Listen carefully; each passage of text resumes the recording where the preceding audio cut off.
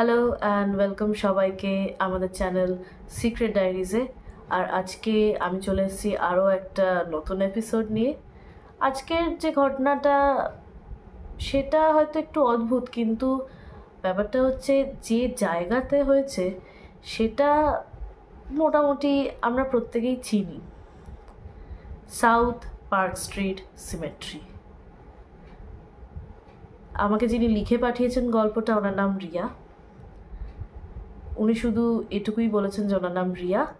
তো congratulations Riya, I hope তুমি আজকের এপিসোডটা শুনছো, যেখানে আমি তোমার গল্পটা পড়ে শোনাবো অডিয়েন্সদেরকে। তো মেনি কংগ্রাচুলেশনস, আমাদের টিম তোমার গল্পটাকে শর্টলিস্ট করেছে আর আজকে আমি তাই পড়তে চলেছি। তো চলুন রিয়ার গল্পটা, ওর সাথে কি হয়েছে সেটা শুনে নেওয়া যাক। আমি প্রথমে ভেবেছিলাম যে আজকের এপিসোডটা আমি জাস্ট ভয়েসেই রেকর্ড করে দেব, কিন্তু তারপরে ভাবলাম যে না, এত ইন্টারেস্টিং একটা গল্প, এত ভালো উনি লিখেছেন, গল্পটা আমাকে পাঠিয়েছেন, পড়ে শোনালেই ভালো হয়।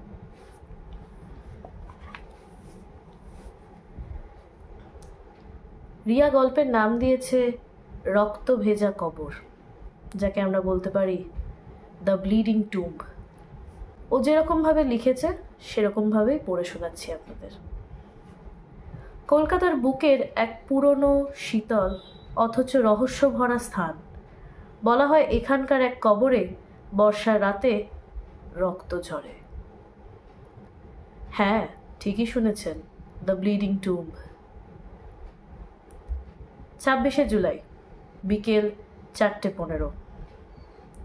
আমি দিল্লি থেকে আসা এক ইতিহাসের ছাত্রী, হিস্ট্রি নিয়ে পড়াশোনা করছিল। কলোনিয়াল স্থাপত্য আর ভূতের গল্পে পাগল। একলা ঘুরতে এসেছি সাউথ পার্ক স্ট্রিট সিমেট্রি। গেটে থাকা দারোয়ান সাবধান করে বলল, বেশি ভিতরে যেও না, বৃষ্টি নামলে বেরিয়ে এসো। আমি হেসে কাঁধ ঝাঁকালাম, হাতে ক্যামেরা আর চোখে কৌতূহল। চলার পথে চোখ পড়ল এক অদ্ভুত সমাধি, পিরামিডের মতো আকৃতি। পাশে লেখা আছে, in the memory of the Denison family. হঠাৎ আমার ক্যামেরাটা কাজ করা বন্ধ করলো। তারপর অঝোরে বৃষ্টি শুরু হলো, আর তখনই আমি দেখতে পেলাম লাল তরল কিছু টুম্বের গা বেয়ে নামছে। আমার এক মুহূর্তের জন্য মনে হলো, ওটা কি রক্ত? আমি হাত দিয়ে ছুলাম। তরল পদার্থটা গরম, মানে যে তরল জিনিসটা, যেটা ওর এক মুহূর্তের জন্য রক্ত মনে হলো, সেটা যখন ও হাত দিয়ে ছুলো, ওটা কেমন একটা গরম ভাব আছে ওর মধ্যে, মানে ঠান্ডা নয়। জলের যেরকম সেরকমভাবে কোনো টেম্পারেচার হয় না, আর বৃষ্টি পড়ছে তো ঠান্ডা হওয়ারই কথা যদি জল হতো শুধু, বা এমনি কোনো কিছু, কিন্তু ওটা গরম ছিল। পেছন থেকে ভেজা পায়ের শব্দ। ফিরে তাকালাম, কিন্তু কেউ নেই। তবুও শব্দটা ঘুরছে আমার চারপাশে। তারপর টুম্বের গায়ে দেখা গেল একটা হাতের ছাপ, যেখানে আমি ছুঁইনি। ও তো টুম্বের গায়ের ওখানটা ছুঁয়ে দেখতে গেছিল যে ওটা রক্ত নাকি অন্য কিছু, কিন্তু হঠাৎও দেখতে পেলো যে ও যেখানে ছোঁয়নি, যেই জায়গাটাতে, সেখানে একটা হাতের ছাপ। তারপর হঠাৎ একটা ফিসফিসে গলা কানে বাজলো, Why did you wake us? আমি দৌড়ে বেরিয়ে এলাম। গেটের কাছে এসে তাকালাম, বৃষ্টি থেমে গেছে, পথ শুকনো, কোনো কিছুর চিহ্ন নেই। সেদিন রাতেই আমার ক্যামেরায় একটাই ছবি ছিল ডেনিসন টুম্বের। আমি ছবিটা যখন খুলে দেখলাম এক কোণে একটা ফ্যাকাশে বাচ্চার ছায়া। মানে ডেনিসন টুম্বের যে ছবিটা ও তুলেছিল, সেই ছবিটা যখন পরে বাড়ি ফিরে এসে ও দেখতে পেল যে টুম্বের একদম কর্নারে একটা আবছা, একটা ফ্যাকাশে বাচ্চার ছায়া। তারপর আর কখনো ফিরে যায়নি সেখানে, কিন্তু আজও যখন বৃষ্টি নামে আমি শুনতে পাই সেই গলা, হোয়াই ডিড ইউ ওয়েক আস? তুমি আমাদের কেন জাগিয়ে দিলে? কলকাতার সাউথ পার্ক স্ট্রিট সিমেট্রি তৈরি হয়েছিল 1767 সালে ইস্ট ইন্ডিয়া কোম্পানির আমলে। এটা আমরা প্রত্যেকেই জানি। এখানে শুয়ে আছেন ব্রিটিশ অফিসার, লেখক, এমনকি শিশু যারা সেই সময় রোগে আক্রান্ত হয়ে মারা গিয়েছিল। আজও বহু মানুষ বলেন এই জায়গায় ক্যামেরা নষ্ট হয়, যেমন আমার ক্যামেরাটা ওখানে সেদিন নষ্ট হয়ে গেছিল। ফোন বন্ধ হয়ে যায়। আবার অনেকে শ্বাসকষ্ট বা ঠান্ডা হাওয়ার চাপ অনুভব করেন। এটা কি সত্যি ভূতের উপস্থিতি, নাকি বর্ষার ভিজে শ্যাওলা আর মানুষের কল্পনা? তথ্য, গল্প আর রহস্য সব মিলিয়ে সাউথ পার্ক স্ট্রিট সিমেট্রি আজও কলকাতার সবচেয়ে ভৌতিক জায়গাগুলোর মধ্যে একটি। এখানেই ও শেষ করেছে। তো আমার আপনাদের কাছে প্রশ্ন হচ্ছে, আপনারা কি তাহলে সত্যি বিশ্বাস করেন যে মৃতরা সত্যিই শান্তিতে ঘুমোয়? যদি করেন তাহলে আমাকে কমেন্টসে জানান যে কেন, আর যদি করেন না সেটাই বা কেন, বা আপনাদের এই গল্পটা শোনার পরে কি মতামত, কি মনে হলো। কারণ ও লিখেছে যে জুলাই মাসে গেছিল, আমি গেছিলাম ঠিক আগের বছর সাউথ পার্ক স্ট্রিট সিমেট্রি।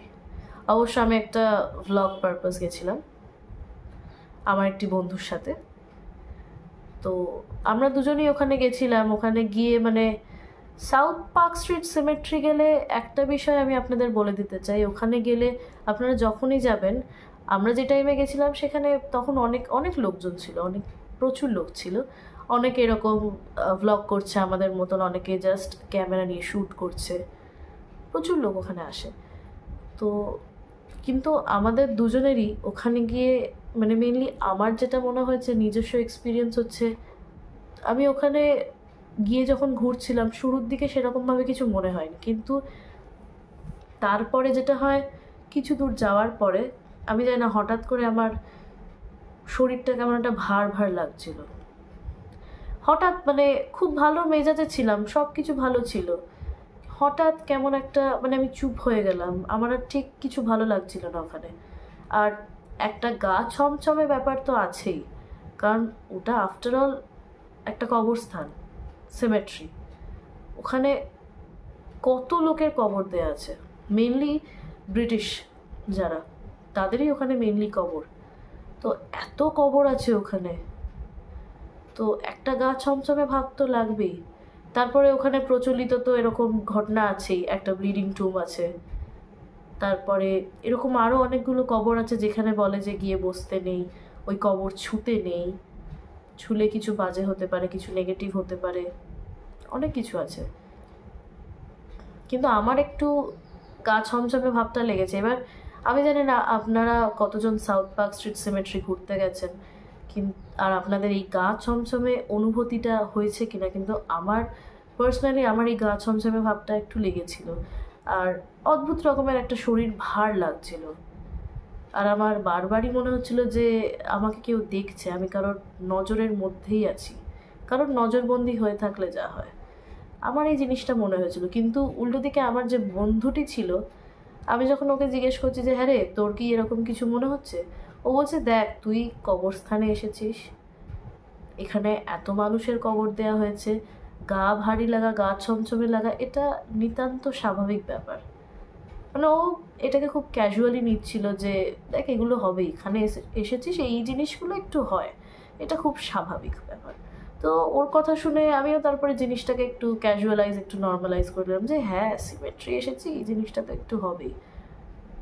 এর থেকে বেশি কিছু আসলে আমার সাথে হয়নি। এবার ব্যাপারটা হচ্ছে রিয়া যে লিখেছে ও অবশ্য ওখানে একা গেছিল, আর ও মেনশন করেনি যে ও কোন সময় গেছিল, আমরা একটু দুপুর করেই গেছিলাম। কিন্তু হ্যাঁ, এরকম এক্সপিরিয়েন্স ও যেটা লিখেছে সেটা অস্বাভাবিক কিছু নয় একটা কবরস্থানে, মেনলি যেখানে এতগুলো কবর দেওয়া আছে।